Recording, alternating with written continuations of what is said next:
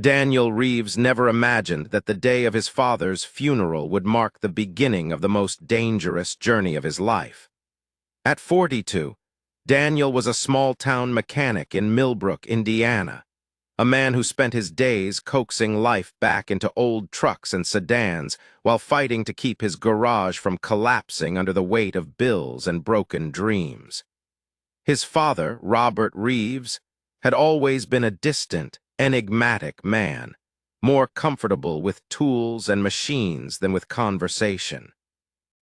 When Robert passed away, the funeral was quiet, almost perfunctory, a brief service attended by only a handful of townspeople. Daniel sat there with his siblings, Rebecca and Michael, both of whom had left Millbrook years earlier for more comfortable lives in big cities. They barely spoke to him, and when the will was read afterward in a cramped family restaurant, Daniel braced for disappointment. Rebecca inherited the house, Michael received savings, and Daniel, the son who had stayed behind, was given what the lawyer described as the aircraft. The words sparked confusion and then laughter. His siblings mocked him openly, pointing out that their father's old Cessna had been rusting behind the municipal airfield for decades, covered in moss and sinking into the earth. Worse, the inheritance came with $14,000 in unpaid fees, a debt Daniel could never afford. To everyone else, the bequest was worthless junk, another one of Robert's half-baked dreams. But when Daniel touched the corroded fuselage, he felt something stir in his chest, a strange pull, as if the aircraft itself was calling to him, daring him to uncover why his father had clung to it until the very end. That moment, mocked by his siblings and doubted by his wife, became the spark that ignited the unraveling of a secret hidden for 40 years. The following morning, Daniel returned to the airfield alone, armed with a mechanic's instincts and a stubborn determination he couldn't explain. To most eyes, the Cessna was nothing more than scrap, but as Daniel inspected it carefully, details stood out. Reinforced panels, additional fuel tanks, communication equipment far beyond what a civilian pilot would ever need. It wasn't just an old plane. It was something built for a purpose. When he finally pried open the cabin door, the hinges screamed in protest, releasing stale air that smelled of oil and dust. Inside, he found modifications that transformed the aircraft into a machine of mystery. The passenger seating had been stripped out, replaced with a sophisticated console that looked more at home in a military hangar than a small-town airfield. Beneath the pilot's seat, wrapped in canvas, lay a logbook covered in his father's handwriting. The entries weren't normal flight records. There were no airport codes, no recognizable destinations. Instead, the book was filled with coordinates, coded numbers, and notes like package delivered and subject relocated. Each line hinted at operations carried out in silence, missions no civilian was supposed to know about. Daniel's pulse raced as he realized his father had been involved in something far bigger than anyone in Millbrook ever suspected. But before he could process it, a stranger appeared at the cabin door.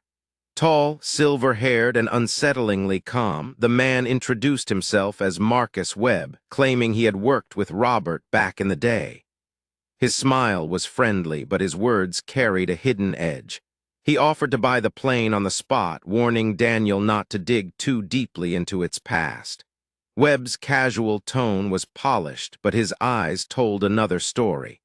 Daniel refused the offer, clutching the logbook protectively. As Webb left, he said something that chilled Daniel to the bone. "Some secrets are better left buried."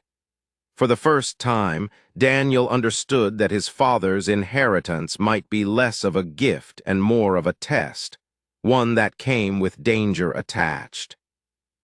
That night, Daniel's wife Sarah urged him to let go, but curiosity gnawed at him like a living thing. The next morning, he returned to the aircraft and continued searching, determined to prove that his instincts weren't just blind hope. Behind a seemingly solid panel, he discovered a hidden compartment, and inside it were documents wrapped carefully in plastic. There were aviation charts of Eastern Europe marked with secret flight paths, photographs of unlisted airfields, and most shocking of all, a letter addressed to him in his father's handwriting, written just 2 years earlier. The message was brief but cryptic. "If you're reading this, I'm gone and you found what I couldn't destroy. The plane was never about flying, it was about coming home. The real cargo is still hidden. Trust no one who knew me before 1968. The key is where you learn to work with your hands." The words hit Daniel like a blow. His father had left him a trail of clues, and the next step pointed directly to Robert's old workshop in the garage where Daniel had first learned mechanical skills as a child. But when he visited the family home, now owned by strangers, the garage had been converted into a playroom. With permission, he searched the walls and floor until he found another hidden compartment behind the electrical panel. Inside were more maps, more coded notes, and another letter. This time, Robert warned that his work had stretched across decades, and that dangerous people still lived who would kill to keep their secrets buried.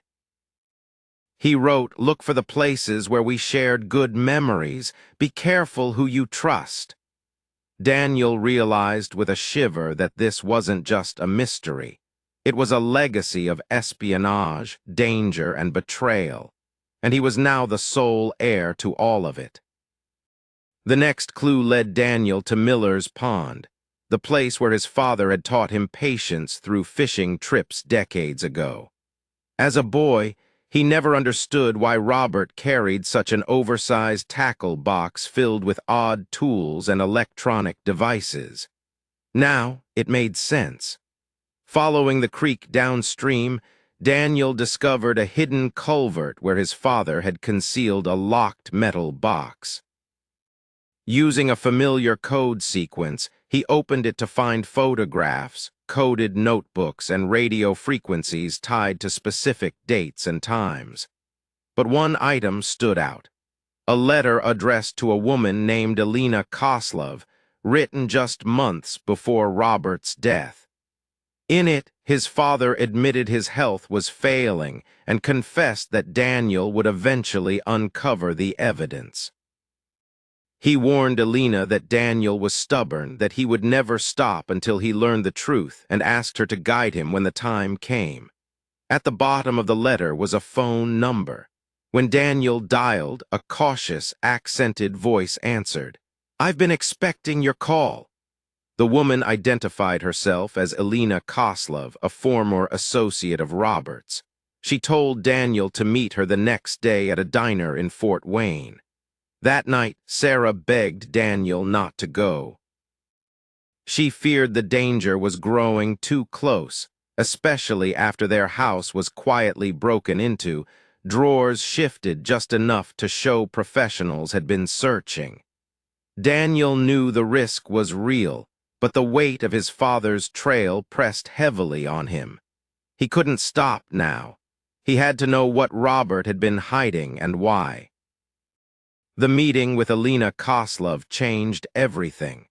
She was sharp, composed, and carried the presence of someone who had spent her life in the shadows of intelligence work. Over steaming coffee, she told Daniel the truth his father had never spoken aloud.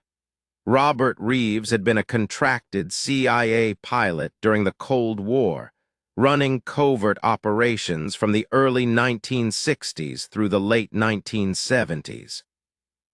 The Cessna Daniel inherited had been his tool of trade, modified for missions that moved defectors across borders, delivered equipment to resistance groups, and extracted men and women whose lives were at risk under Soviet control.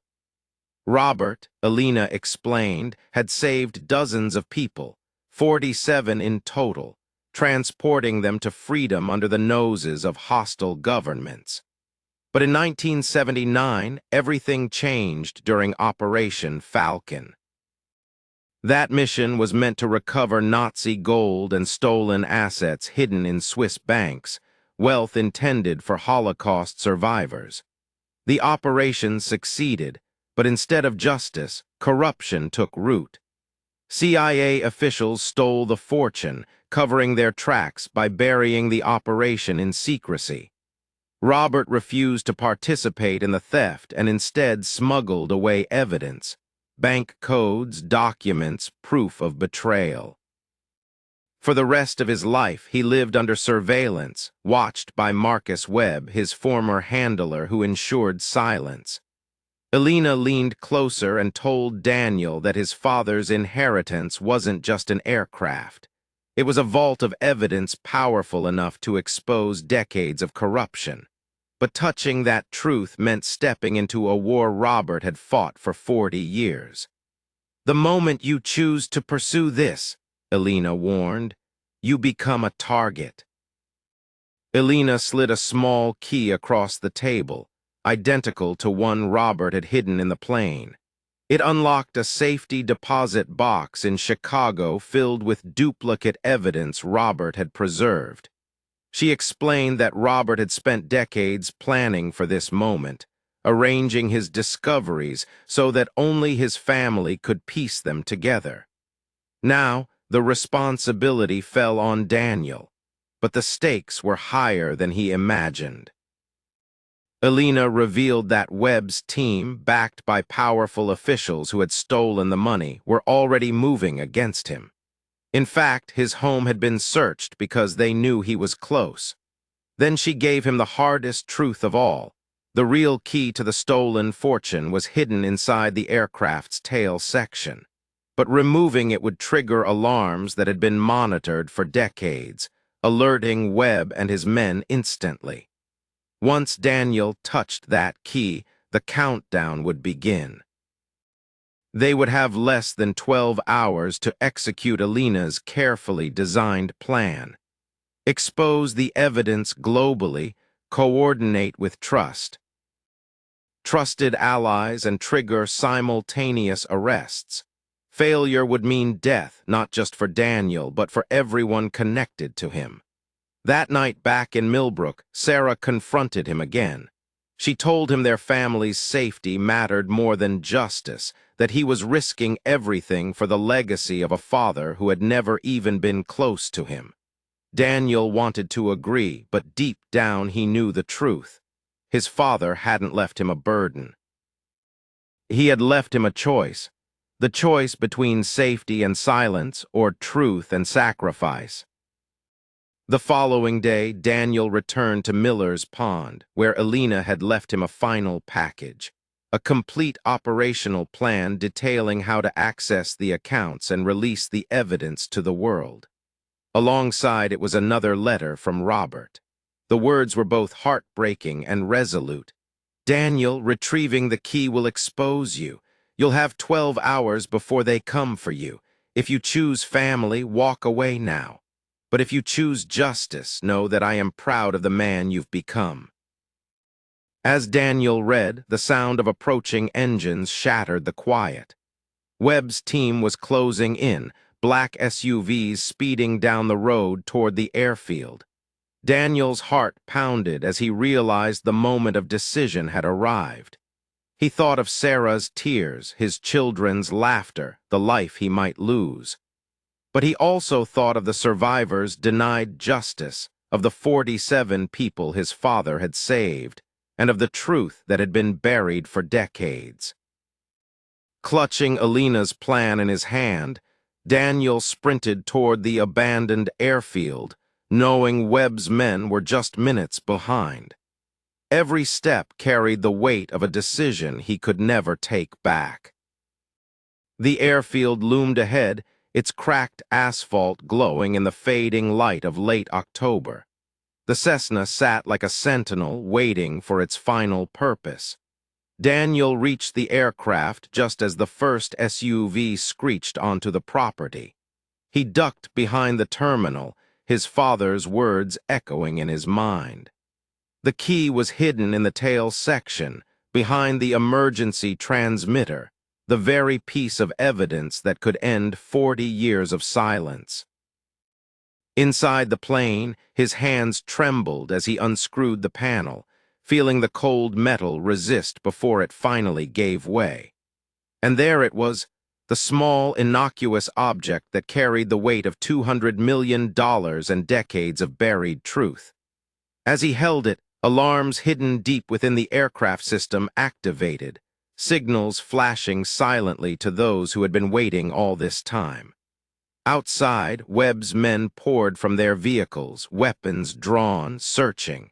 Daniel had only hours left.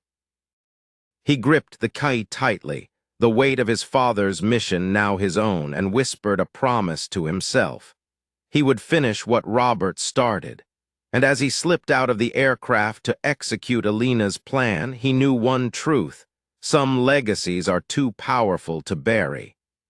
Now, if you were Daniel, standing at that crossroads between family and justice, what would you choose? Let me know in the comments below.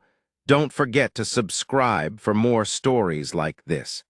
And share this video so others can follow Daniel's journey into the secrets that shaped his father's life and now threaten his own.